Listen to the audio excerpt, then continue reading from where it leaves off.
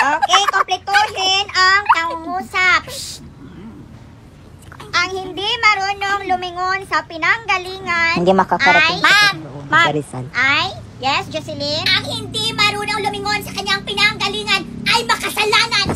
Makasalanang nilalang. Dahil sa mga basura na tinatapon niya kung saan-saan. Kaya siya natatakot lumingon dahil sa mga pinanggagawa niya sa kalikasan. Ang pagtapon ng basura kung saan-saan. Ang pagputol ng mga punong kahoy. Ang dumi sa ilog, sa hangin. Dahil tayo ay mga irresponsable nila lang. Hindi natin iniisip ang future. Ang future! Meron pa kayang puno na makakapitan ang mga kabataan? Sabi ng kanta, wala ka bang napapansin sa iyong mga kapaligiran?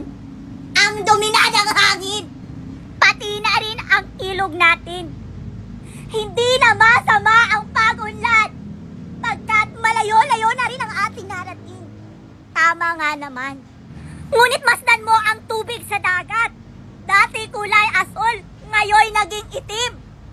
Ang mga dumi na ating ikinalat sa hangin, sa langit, please wag na nating paabutin. Upang kung tayo'y pumanaw man, sariwang hangin sa langit natin matitikman. Nakalimot na kasi mo ang responsibility as a human being to promote the common good, conserve and develop our patrimony, and secure to ourselves and our posterity the blessings of independence and democracy under the rule of law and a regime of truth, justice, freedom, love, equality, and peace. Yes! Let's give 5 claps to Jocelyn.